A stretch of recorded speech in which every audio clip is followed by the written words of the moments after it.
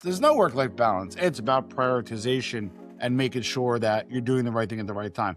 The key is to not abuse people. I use you use me. We're exchanging time to get exposure, but we use other people. Betting on consistency more than talent works most of the time, if not all the time. Getting punched in the face a lot and realizing that I didn't get knocked out all the time. What is the advantage that having a strong relationship with your clients, the people you're working with, bring to you now? You're going to see when people's true colors are when things F up. You meet somebody for the first time. Maybe it's a client, referral partner, or somebody who can open a door for you down the road. The instinct is to want to make a strong first impression, say the right thing, tell the right story, or show them why you're worth betting on. But most relationships are not built in that first conversation. They're built after it, when people get to see whether or not you follow through, whether you keep your word, and whether you handle things the right way when something goes wrong. So what makes people decide that they can actually count on you? To help answer that question, I'm excited to be joined today by Tom La Vecchia. Tom is the founder of X Factor Media, the publisher of the New Jersey Digest, and the host of the New Theory podcast, where years in sales, marketing, and media have shaped a very practical philosophy about relationships, reputation, and playing the long game. In our conversation, we discuss why consistency beats talent, how Tom decides whether a relationship should stay transactional or become a transformational one, what actually builds trust today, and how becoming a father has changed the way he thinks about success. If you get value from this conversation, be sure to subscribe and share it with a friend. And now please enjoy my conversation with Thomas La Vecchia. Tom, thank you so much for being here. It's a pleasure, Ian. Thanks for having me. Absolutely. So Tom, as I was digging into your background, I realized that you have worn a lot of different hats, right? You've worked in sales, marketing, publishing, you have a huge podcast. But one thing that seems consistent in your journey is your ability to build relationships with people. So when you look back at your career, what do you think made people willing to take a chance on you? Great question, Ian. Again, thank you again for having me. In my opinion, and this is going to sound kind of cliche, but I think betting on consistency more than talent works most of the time, if not all the time. I've never been like the smartest guy in the room, or I've always, but I've always shown up, right? I've always followed through. I've always, for the most part, did my best to keep my word, try to create value before asking something in return, and really kind of play the long game. So, like earlier on in my career, I sold, pharmaceuticals, and then I sold like medical devices, and you heard no a lot. Learning that no was valuable because a lot of conversations start with no, and then from there it kind of builds a rapport to kind of find out why and have a discussion. So kind of build dozens, if not hundreds, or if not thousands of interactions over time. So nowadays, whether it's for New Jersey Digest, which is our publishing arm, X Factor Media, or the podcast, I still operate the same way. I play the long game. If I'm going to do something, I'm going to say I'm going to do it. Over time, your reputation compounds because nowadays, and it's kind of sad, just by fulfilling your word used to be the minimum, right? Now it's kind of like you fulfill your word, you stand out, because a lot of people don't. Yeah.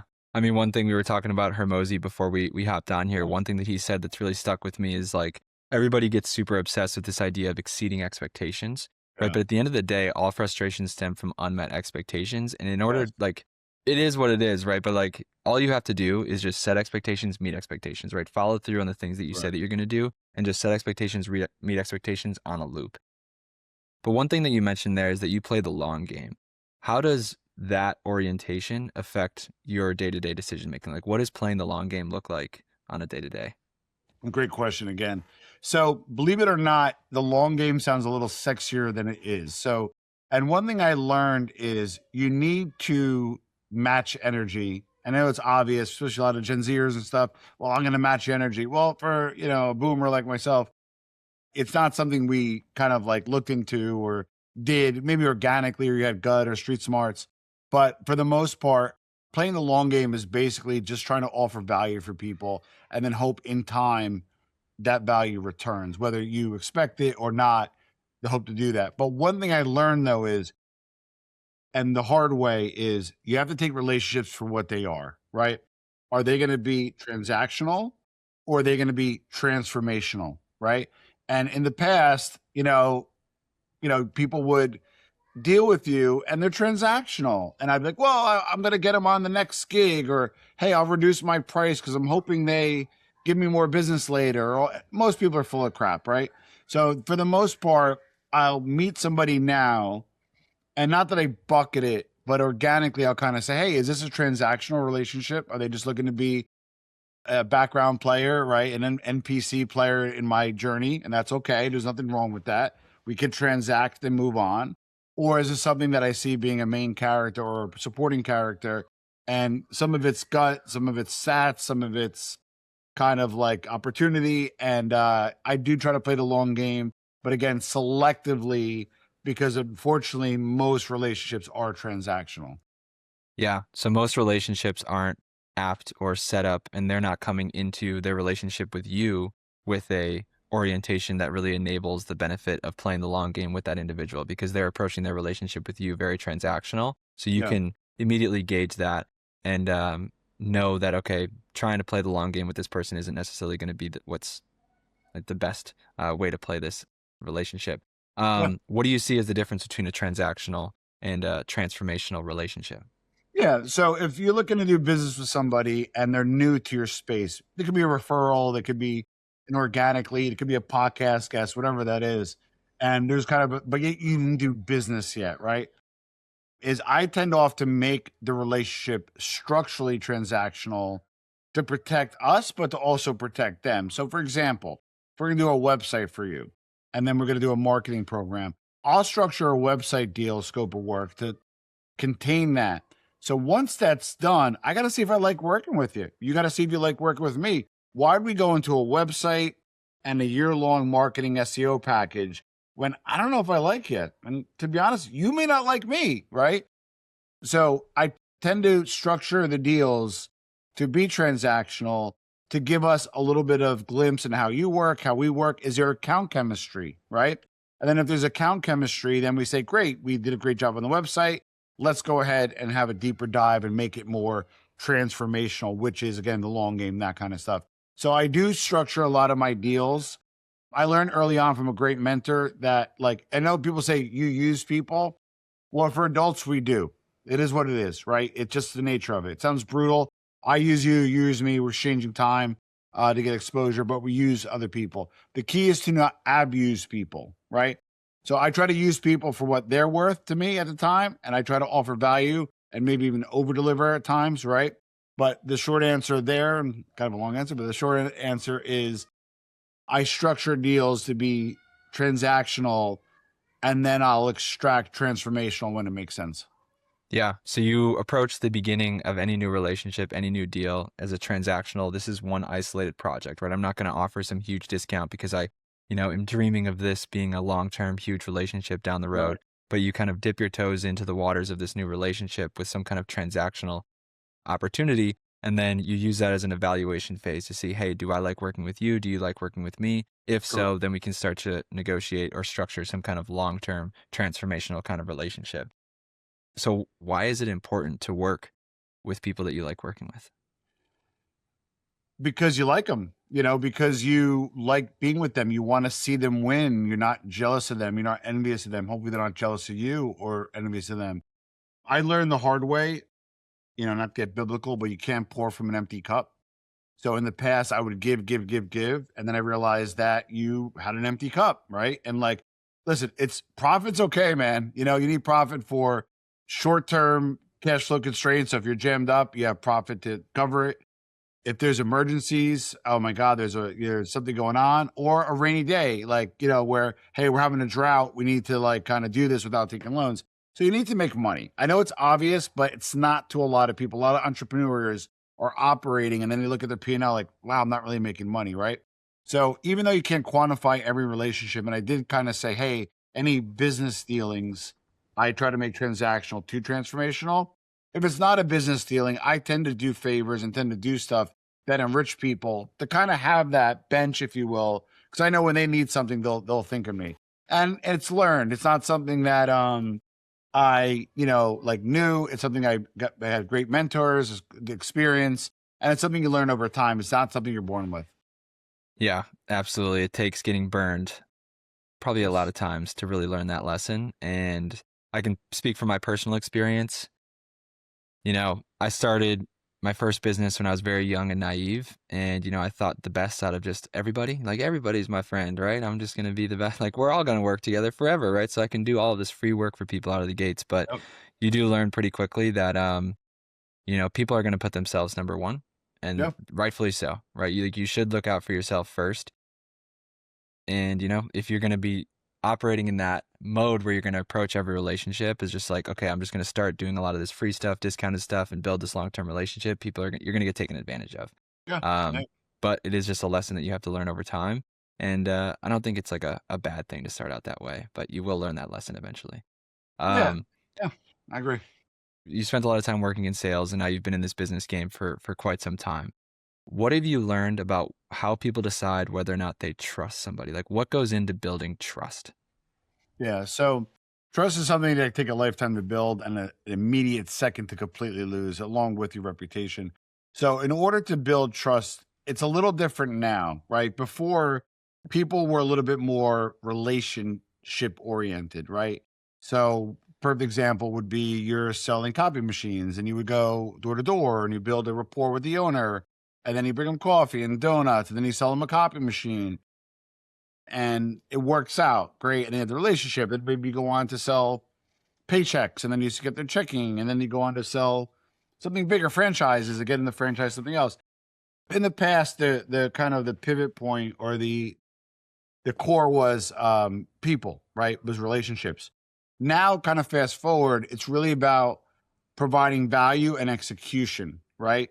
So people generally, like, I used to, when I started my business, I came from the pharmaceutical business. So I'd be like, oh, I need to take this guy out to dinner or gal out to dinner.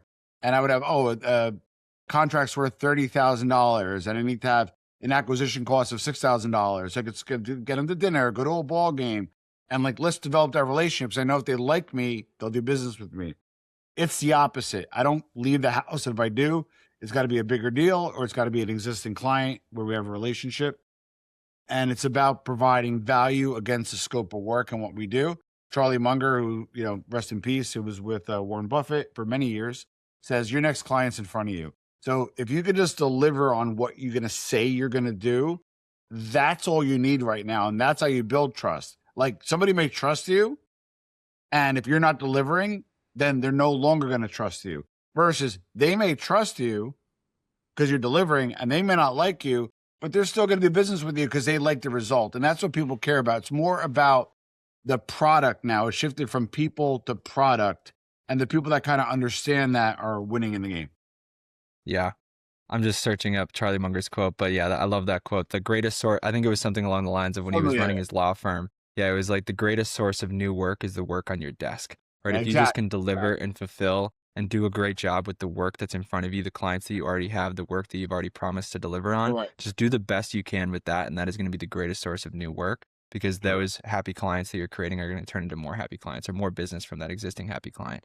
When I hear you talking about that, like thinking back in the day, where all it really took to get business was to just build like a great relationship with somebody, Yeah. right? For somebody to like you, right? Just take them out to dinner, have a good time, right? Just build that relationship. But now it's kind of pivoted or switched into, in order to build trust, right? Or grow your business or get more clients, you have to just do a great job. Like, I think that's Right. probably the right transition, in my opinion. Like, it's not just so gatekept by relationships and people like each other. Like, now it's just more focused on doing a great job, doing great work. But what do you think caused that transition? Like, what do you think created that transition from back in the day, all it took is get people to like you, build those strong relationships, and now it's more focused on just delivering and doing great work? Because I think results matter more now than in the past. Meaning, if you were in certain spaces, it was boom times, right? I remember, again, being like pharmaceuticals, right? I would sell, like, in primary care setting, a doctor's writing a prescription. That's what we call a free good, meaning he's not paying for it, right? He's the customer, but he's not the consumer. Probably third party, insurance company, out of pocket. So he's not paying for it. So building that rapport is important because it doesn't cost him anything or her anything, right? Now, when I got into medical devices, which was a direct sell, this is now out of the doctor's pocket, the surgeon's pocket, the dermatologist's pocket. So the trust I kind of brought in, oh, let's go to dinner, let's go here, go there. And they're like, well, no, I need to get this price down to here. Or Hey, I need value on consulting my patients because I need to get a higher close rate. So I noticed a value would transition more on the kind of payee, right? When it's a free good, it's about, could be about relationship because they're not paying for it. But when you're going out of your pocket, it's not about relationship, it's about results. So as you kind of go up, you tend to deal with more C-level suite, entrepreneurs, etc., who pay out of their own pocket, not out of a corporate budget. So therefore, it's about results, and that was a big part of the transition because it is about results, not about relationship in that sense. And that kind of fostered, I guess, that environment, if that makes sense. Yeah, absolutely. So where do you think the value of building that relationship, that strong relationship, them liking you, right? You liking each other. How does that play in now? Because I would find it hard to believe that it doesn't matter at all, right? Like I feel like if you were just somebody who was delivering, right, they're doing a great job, sure, maybe they stick with you for a while, but what is the advantage that having a strong relationship with your clients, the people you're working with, bring to you now? Well, you're going to see when people's true colors are when things F up, right? And they're going to, right? So I always say, listen, you know what? We will, I'll say on the first call, we will F something up. 100%. If we work together for a year, me or my team will mess something up. That's it. I'm letting you know now. We're not perfect, but we're honest, right? But when we mess up, we suit up like Batman to fix it. So it's about showing up every day, consistency, and then if something goes wrong, to be there right away to say, wait a second, if a pipe breaks, I'm going to be there to fix it. And that's kind of how you build trust again on the results and the performance. And that's how you build trust because they know, you know what? Tom seems not perfect, but if they don't, if they screw up, I know they got my back. Amazing. Amazing, Tom. So I'd like to pivot into something a little bit different now. So you've talked about, I think I read in an article somewhere that your kids are your biggest success. Right? I think at the Yes. time you had 2 kids, now you have 4. Is that right? Four. Yeah. Four. Yeah. Amazing. So I don't have kids. I hope one day that changes. But Yeah. Tom, how has being a father changed the way that you think about ambition? Growing up, and my family's from Italy. I'm Italian American, first generation here. My brothers and my mother were born there. And I guess the playbook there, and I'm not saying it's right, I'm not saying it's wrong, but the playbook that I was grown up on is I was supposed to be the hunter gatherer, right? And I had a great corporate job and I was making great money, but I was missing things. I was sacrificing things, right? So at that time at 35, it wasn't a big deal, right? Now, as I get older, because I do have a gap, I got two children, 16, 13, 5 and 4. But now for all 4 of them, I refuse to miss anything meaningful that I can help, right? Of course, I have meetings. Of course, I have stuff going on. I might have to cancel some parenting time. I might have to be able to not be present at certain times. But in general, again, like consistency, I show up. I try not to miss anything. And it took a while. And I'm like, you know what? And then I'm like, then I kind of went like the other way too, where I was working my business and I work from home and I wasn't making a lot of money. I was like, well, I'm not in corporate, but I'm making a lot. I'm making a lot of this money, but I'm present, right? And I'm like, that's great, right? But I'm not making a lot of money now. I realize you can do both. You can. Why not? Like, why not make more money, right? If you're running a business and you want to make more money, you want to scale. Well, I hired a number 2. Mike is a great guy. He runs the company. He does everything. I handle the sales. I handle like some paid media stuff, some earned media stuff, some strategy. But I hired to buy time and it worked. And although I still work a lot, I work more concentrated. I probably don't work a 40-hour week. I'm not this guy that's like hustle culture and I'm working, 47 hours a week. I'm probably working a core 25, but those 25 are meaningful. And why do I work a core 25 and not a 40? Because I want to focus that time on family and friends. And honestly, at this point with 4 kids, you need the money to do it. So there's a little bit of a factor of like, you got to do it, not just want to do it. So that combined with having to do it, but wanting to do it for my children's inspiration, but also making time for them. And it's not work-life balance. There's no work-life balance. It's, I want to do this today. I want to go to Chuck E. Cheese with my children. Great. I'll make sure I have no calls. Then there's another day, maybe on a Saturday, I'm going to an event. I don't get to go to Chuck E. Cheese. It's not about work-life balance, about prioritization and making sure that you're doing the right thing at the right time. But Ian, I know you're a younger guy. I recommend children. I know a lot of people don't. best thing you can do as a man. The best thing you can do is to be a father, and the best thing you can do is be present. Amazing. So outside of the ambition and the adjustments that it made for you in your career and your professional life, how else has being a father changed who you are? Other than adjustments, I would say it's my clearly defining role. I'm a husband and father first. Everything else is, don't get me wrong, health obviously is up there. And then everything else and the business, but like, you need the business to make money. So it's intertwined with that, right? So it's 1A, if you will, right? But my point being is other adjustments that I made as a father, not just to be present and be available, but is also, and it's going to sound corny, but try to make more because they can do more, right? Like earn with intention, right? Like don't just earn money to get another Chanel bag. Earn money so you can go on a family vacation that, you know what? 4 kids down the shore of Jersey, it's going to be a $15,000 a week trip, right? A lot of money that's gone. I could, maybe write off some components. So if there's a business component, but that money is a sunk cost, right? But one adjustments I made is I adjusted my framework and my thinking that, you know what, you only get maybe, if you're lucky, 18 of these per kid, if you're lucky. And that's core memories are going to last forever. And that money's going to come and go, but that core memory stays. When I'm long gone and my kids are in their 50s, they're going to think back about the weekend in Jersey Shore. And as a father, that has become more important for me. And that's what I'm leaning into. Yeah. Those kinds of core memories, that time with your family, those moments mean a lot more than a Chanel bag. Agreed. Agreed. My wife may disagree, but that's another discussion. Just kidding.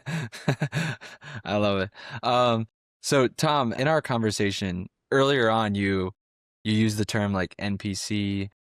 I almost feel like you kind of have a different way of looking at life, like almost like the game of life, right? Yeah. Like you kind of almost see it as like different characters, different Yeah. people, different players, right? Correct. So how do you see the game of life should be played? Like, how are you approaching life? This is a big question, probably a Yeah. complicated question to answer, but it seems like you might have a nuanced opinion on kind of how Yeah. you look at life.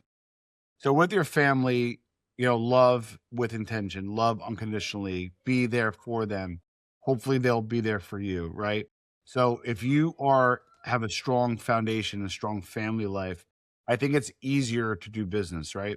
And also have those uncomfortable conversations. Maybe my wife wants more, right? Nothing wrong with that. I used to like kind of have a scarcity mentality where it's like, you want a Chanel bag, that's $12,000. Like we can afford that. No, now I'm like, well, how can we afford it? Right? Mm, Reframing. I know it's obvious and you have intelligent readers, and I'm not saying anything new, but you reframe it to see how can we afford it, right? And then business is just make money, like make money and stack chips. And God forbid something happens, you have money if there's an emergency. And if not, you have withdrawals to buy those nice things that they may like. And there's nothing wrong with wanting things. Like it's almost like a nasty little like thing. And again, as coming from an immigrant family, you do have a scarcity mentality that you have to overcome. It's not easy. But once you overcome it and realize that you can live a life of abundance, it's not limited to just family, but it could be family and work together. yeah, I love it. So you kind of see it all as one, right? You don't On have them as continuum. isolated buckets. Each feeds the other and all kind Correct. of is involved in the same game. And another thing that just I'm curious about because I'm starting to embark on this journey myself. You mentioned like a biblical phrase, right? Not pouring from an empty cup. I'm not sure. I didn't find this anything about this in when I was doing research for this conversation. Yeah. But is faith a big part of your life? Not as much as I'd like for it to be. So I am a man of faith. I'm a kind of an A&P Catholic. I go to church on the high holidays, if you will. But it is enough where I do believe in God. I do believe in faith of a higher being, Jesus, and raised Catholic. That's probably an area, you probably did the Tony Robbins thing where you do like the circle and the pizza pie of like, where do you rank from 1 to 10? And you're almost better off being a 6 at everything. Because if it's a wheel, it'll go faster than being 10, 10, 10, 10, 1, because you get clunk, clunk, clunk, right? Mm, So one of the clunks I guess I have to lean into is to make more time to respect my faith and lean into my faith and lead by example. So I admit I'm not going to sit there and say, well, I'm the great man of God. No, I do practice for the most part, but I could do better, and that's something that I own. yeah, I mean, I'm just starting off in my own journey. I wasn't really raised with Right. religion in any way, and I'm grateful for that because it gave me the opportunity, the time, the space to explore that for myself. And I was the angsty teen, the guy in college being like, "Oh, I'm an atheist, whatever. I'm too cool for Yeah. that. None of that." And then, you know, I don't know. It's just like been a interesting journey over the last couple of years for me, and it's like almost it's not something that I can really ignore anymore. So just kind of going through my own unstructured journey of finding God, which sounds weird for me to say out loud because that's not something I ever thought that would happen for me. But another thing that I'm noticing with you is that you are uniquely, unapologetically kind of yourself, right? Like you're not like ashamed to hide anything about yourself. Like even in your answer to the last question, right? You just answered so transparently, honestly. Like, were you always that way? I guess I was a little bit more private, so maybe like you don't want people to know, or you're worried about maybe a client, prospective client watching this. And I do have like some faith-based clients. I have like one of our bigger clients is a is Jewish, is conservative. My point being is I respect people that are true to their religions, and I respect people that have faith, and I love that. I think it's a great quality, right? But the old me might have been like, well, maybe I don't want to bring up that I'm not as religious as a person because of if they might not like me because I'm not religious, right? No, I'm me. I may not practice the same religion as you, but we're also not part of the same synagogue or the same church. We're here to do business together, transact, whether it be making you money or get your awareness, whatever your goal is. That's what we're here for. And I'm just honest about it. And having that honesty in intention makes it much easier. You said earlier, friction comes from when there's unmet needs, right? Well, if you know what the shot is and you know what the plan is, and you make that plan and you can point to the objective and say, well, you're upset. You said you wanted A, we delivered A, here we are. What is a real issue? And it opens up the conversation, typically to find like deeper wounds. Yeah. Yeah. I find myself going through that clunky evolution myself of just trying not to get so hung up in what other people think and just trying to be more authentically myself and just focus on like the things that really matter, which in the business sense is just delivering on the things that I say that I'm going to do and just being the best version of myself and, being a good person. But so I admire that about you. You just are who you are and you're, open about the things that you're working on and wanting to get better at and not afraid to, you're not trying to put on like any kind of face to be somebody that you're not. So that's something that I'm definitely going to learn from you.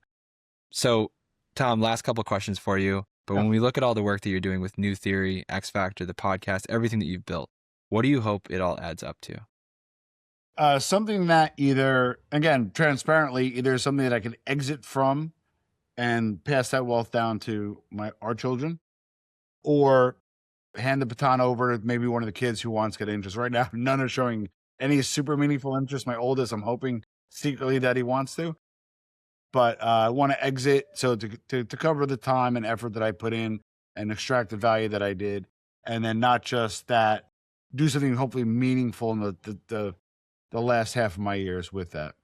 Yeah.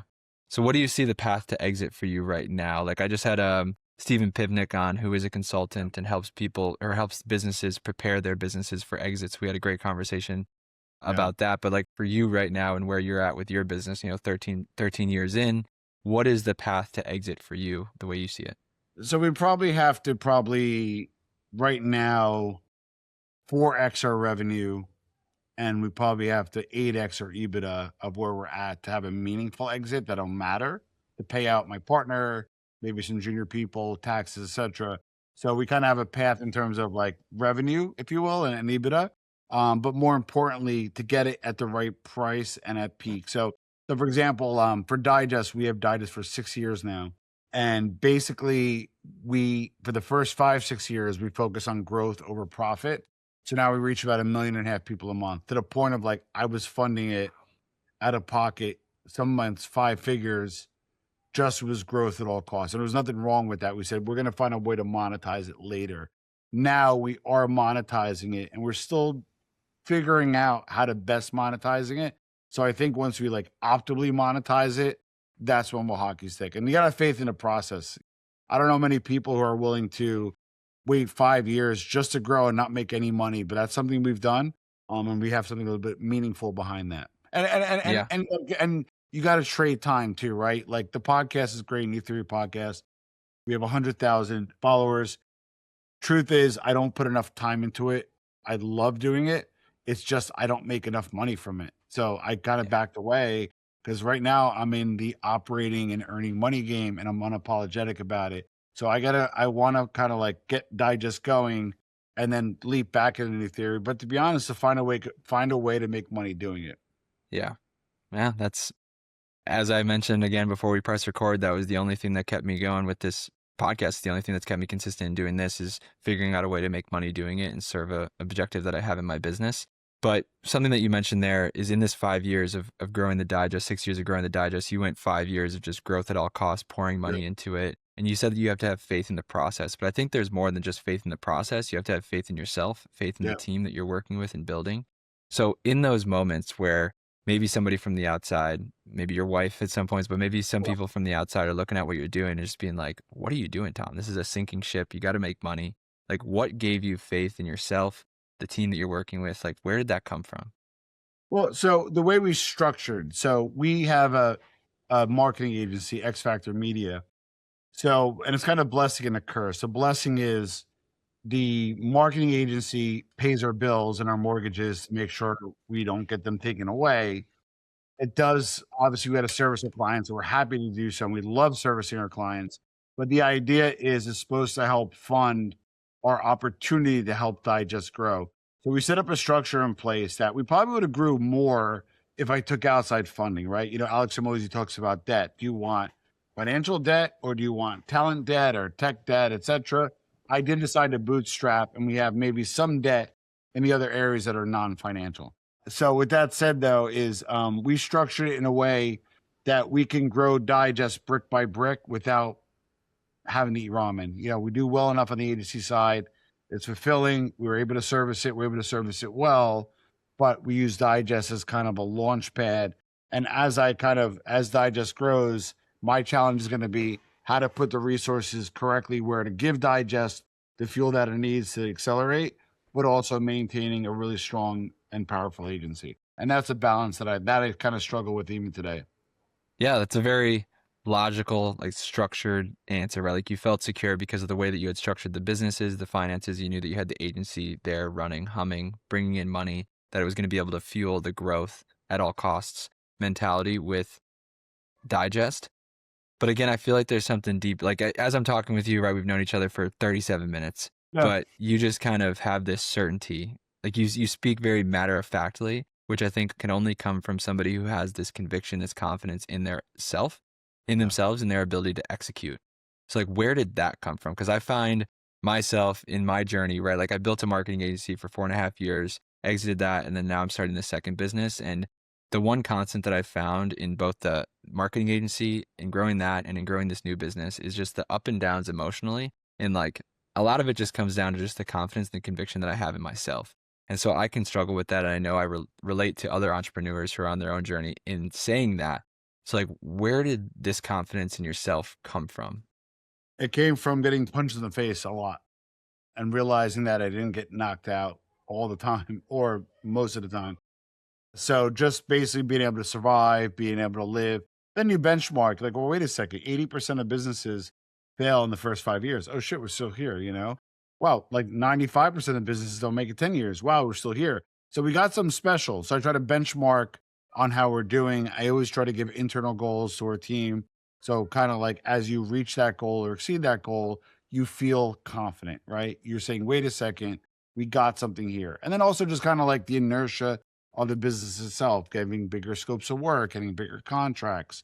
We've been very fortunate to work with a Fortune 5 company, one of the largest econ companies in the world, doing the social media locally. So we've been very fortunate on the path that we've taken, but the confidence really came from just operating every day and being consistent and showing up. You're going to see like it's almost like the same answer every time: Yeah. consistency, showing up, operating. And then by doing that, that's kind of, as Alex Hormozy says, you get enough reps in, you're able to do it, and that's where that confidence comes from.